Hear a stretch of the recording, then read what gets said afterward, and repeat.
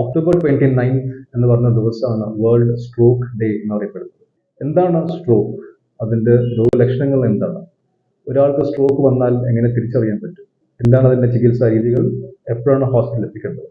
നമ്മുടെ തലച്ചോറിന് ആവശ്യമുള്ള രക്തയോട്ടം കിട്ടാതെ വരുന്ന അവസ്ഥയിലാണ് സ്ട്രോക്ക് എന്ന് പറയുന്നത്.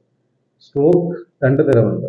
ഒന്ന് ഇസ്കീമിക് സ്ട്രോക്ക്, രണ്ടാമത്തത് ഹെമോറേജിക് സ്ട്രോക്ക്. ഇസ്കീമിക് സ്ട്രോക്ക് ആണ് കൂടുതൽ കാണപ്പെടുന്ന ഒരു കണ്ടീഷൻ. അത് ബ്രെയിനിന്റെ രക്തയോട്ടം സഞ്ചരിക്കുന്ന വഴിയിൽ എന്തെങ്കിലും ബ്ലോക്ക് വന്നിട്ട് ബ്രെയിനിന് ഡാമേജ് വരുന്ന കണ്ടീഷനിലാണ് ഇസ്കീമിക് സ്ട്രോക്ക് എന്നറിയപ്പെടുന്നത്. ഇത് തിരിച്ചറിയാനുള്ള ഒരു സിമ്പിളായ ഷോർട്ട് ഫോം ഫാസ്റ്റ് എന്നാണ്. FAST.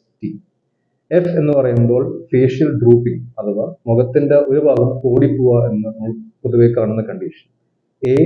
ആം വീക്ക്നെസ്, കൈയിന്റെ ബലക്കുറവ് അഥവാ കാലിന്റെ ബലക്കുറവ്. സ്പീച്ച് ഡിഫിക്കൽട്ടി അഥവാ സംസാരിക്കാനുള്ള പ്രയാസം വരിക, നാവ് കുഴഞ്ഞു പോവുക. പിന്നെ T എന്നുള്ളത് ടൈം ടു കോൾ, അതായത് അടുത്തിരിക്കുന്ന ആളുടെ ജോലിയാണ് എത്രയും പെട്ടെന്ന് എമർജൻസി സർവീസിനെ അറിയിച്ചിട്ട് ആ രോഗിയെ ആശുപത്രിയിൽ എത്തിക്കുക എന്നുള്ളത്. ഇങ്ങനത്തെ ലക്ഷണങ്ങൾ കണ്ടാൽ ഒരാൾക്ക് സ്ട്രോക്ക് വരുന്നതെന്ന് മനസ്സിലാക്കണം. ഈ സിറ്റുവേഷനിൽ ചെയ്യേണ്ട കാര്യം എത്രയും പെട്ടെന്ന് ആ രോഗിയെ ആശുപത്രിയിൽ എത്തിക്കേണ്ടത് എന്നാണ്. എന്നാൽ മാത്രമേ നമുക്ക് ആൾക്ക് വരാൻ ചാൻസ് ഉള്ള പ്രയാസങ്ങൾ കുറയ്ക്കാൻ പറ്റൂ. അതിന്റെ ട്രീറ്റ്മെന്റ് മെയിൻലി ചെയ്യുന്നത് ഫസ്റ്റ് MRI സ്കാൻ നോക്കിയിട്ട് എവിടെയാണ് ഈ ബ്ലോക്ക് വന്നിരിക്കുന്നത്, എവിടെയാണ് ബ്രെയിനിലേക്കുള്ള ഡാമേജ് എന്നുള്ളത് മനസ്സിലാക്കുക. അതനുസരിച്ചുള്ള ത്രോംബോലൈറ്റിക് തെറാപ്പിയാണ് ഏറ്റവും വേഗതയിൽ സ്റ്റാർട്ട് ചെയ്യുന്നത്. എത്രയും ലേറ്റ് ആവുന്നോ അത്രയും ചാൻസ് ഉണ്ട് ആൾക്ക് വീണ്ടും കയ്യിലോ കാലോ ബലക്കുറവായാലും അതിന്റെ പ്രശ്നങ്ങൾ സഹിക്കാനുള്ള ചാൻസസ് കൂടുന്നത്. രണ്ടാമത്തെ ടൈപ്പ് സ്ട്രോക്ക് ആണ് ഹെമോറേജിക് സ്ട്രോക്ക്, അതായത് ബ്രെയിനിന്റെ അകത്തുള്ള ബ്ലീഡിംഗ് വന്നിട്ട് വരുന്ന സ്ട്രോക്ക്. ഇതിന് പല കാരണങ്ങളായിട്ട് വരാം. കൂടുതൽ കാണുന്ന കണ്ടീഷൻ BP അൺകൺട്രോൾഡ് അഥവാ ബ്ലഡ് പ്രഷർ അൺകൺട്രോൾഡ് ആയിട്ട് കുറെ കാലം നിൽക്കുക, മരുന്ന് കഴിക്കാണ്ടിരിക്കുക, അതിൻ്റെതായ ചികിത്സ എടുക്കാണ്ട് വരുന്ന ഒരു ഹൈപ്പർ ടെൻസീവ് ബ്ലീഡ് ആണ് മോസ്റ്റ് കോമൺ ആയിട്ട് വരുന്ന കണ്ടീഷൻ.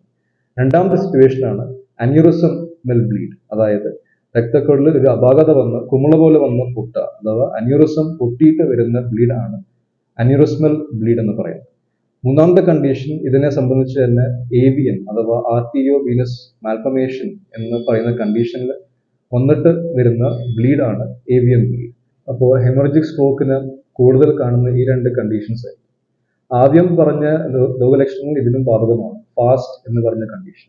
പക്ഷെ കുറച്ചും കൂടി കോമൺ ആയിട്ട് കാണുന്ന രോഗലക്ഷണങ്ങൾ ഇതിനുള്ളത് ഒന്ന് ശക്തമായ തലവേദന, രണ്ടാമത്തത് ബോധം പോയിട്ട് കുഴഞ്ഞു വീഴുക എന്നുള്ള കണ്ടീഷൻസ് ആണ് കൂടുതൽ ഹെമറേജിക് സ്ട്രോക്കിന് കാണുന്നത്.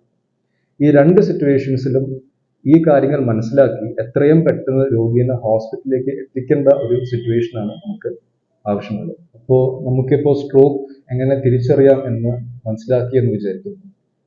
നമ്മൾ ന്യൂറോ സർജൻ യൂഷ്വലി കോമൺലി പറയുന്ന കാര്യമാണ് ടൈം ഇസ് ബ്രെയിൻ, അഥവാ തലച്ചോറ് സമയത്തിന് തുല്യമാണ്.